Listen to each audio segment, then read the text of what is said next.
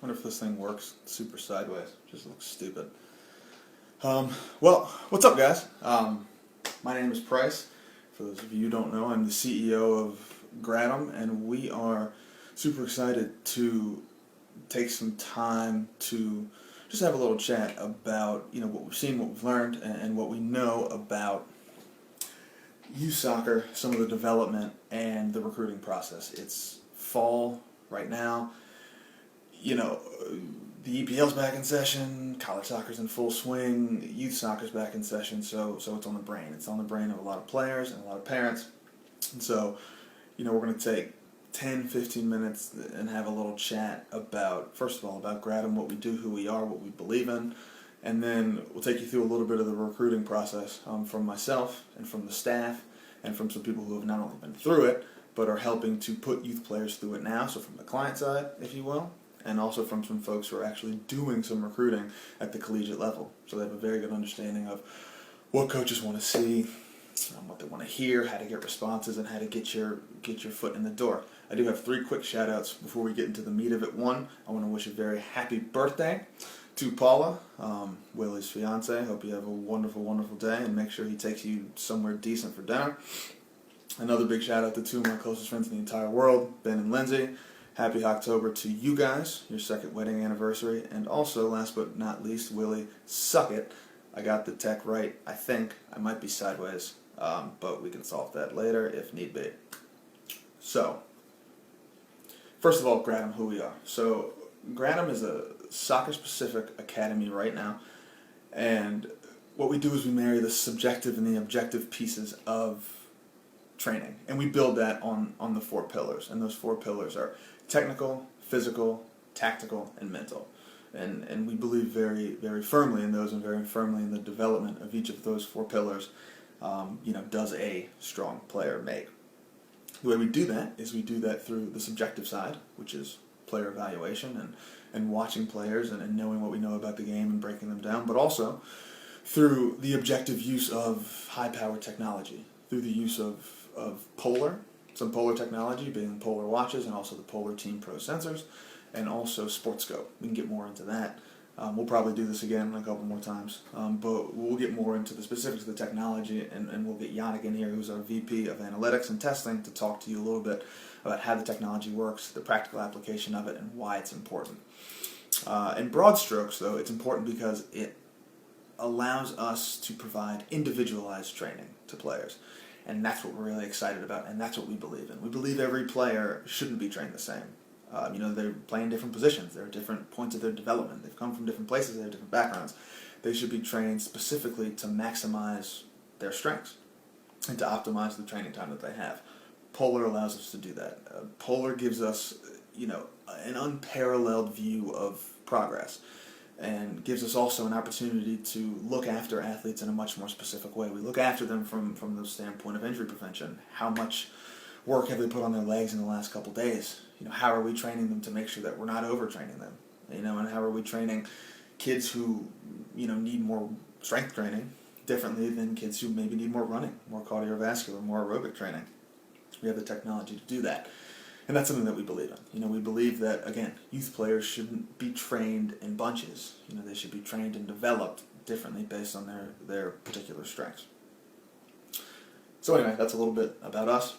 I want to thank all you guys for tossing in questions or for reaching out either to the info account or to myself specifically to ask your questions. And we looked at them and we basically boiled them down into 4 main buckets, if you will.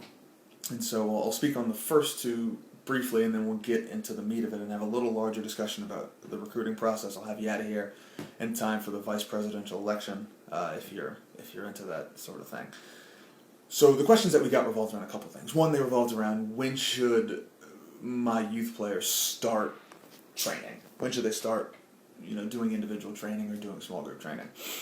The second question revolved around, when should they start in the gym? When should they start lifting weights? When should they start working out? How do we get an idea of the best timing for that? And the final 2 questions revolved around recruiting. And they revolved around recruiting in two bites. They revolved around the when and the how. So we'll leave the recruiting over there for a second, and we'll talk about the first two. And it's important to note that this is not, sort of the musings of just me, of just one guy. The staff that I have are some of the best and the brightest, and some of the, fastest rising youth coaches on the East Coast. And so what we did is we took all these questions and we had a conversation about it. And we sat and we talked, and I said, guys, what do you think about this from your worlds? And guys like Matt Lowry, and Willie, and Emily, and Alan, and Colin, and Yannick, and they all gave their input and said, look, here's what we know collectively, like I said, from going through it, from putting my younger sister through it, who's now having a great year at JMU, from putting youth players through it. Willie and Matt right now, like I said, some of the best young coaches you'll find are helping their young players to matriculate through the process. And then Emily is again one of the best young coaches, great soccer pedigree, great player, great coach, is helping us from the business side, if you will, with a phenomenal understanding of what coaches are looking for, what schools are looking for, and what players should be really in tune with when going through the recruiting process. So here's where we'll start. We'll go back to the beginning and we'll talk about when should my child start doing 1v1 training? When should they start getting individualized help? And the answer to that is earlier than you might think. The answer to that is probably right around 9, 10, 11 years old. And that's when your technique's built, and that's when good habits are formed, and that's the foundation for your game moving forward.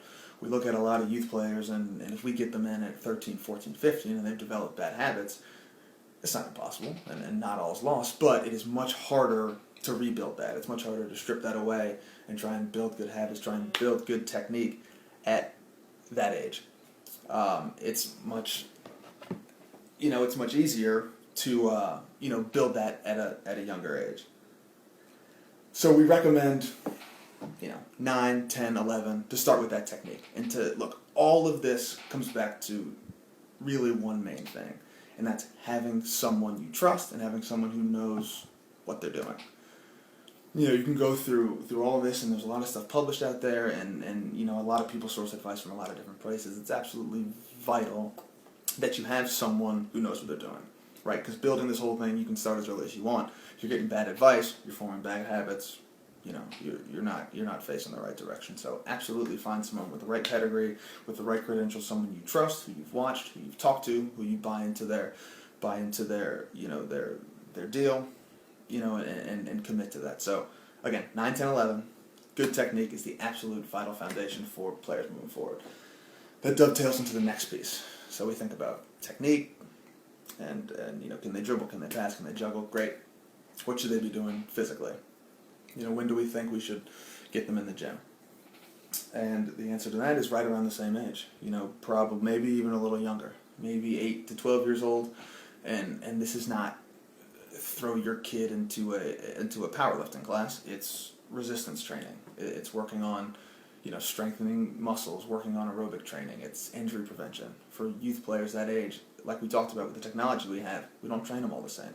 We train to, we find out what they need to be trained on, how it needs to be done, and that's how we do it. So resistance training, footwork, running mechanics, jumping mechanics, making sure that, you're strong and concise with how your body's moving, and that you're running the right way. Something as simple as your gait, your footfalls, your cadence, small things like that make a huge difference.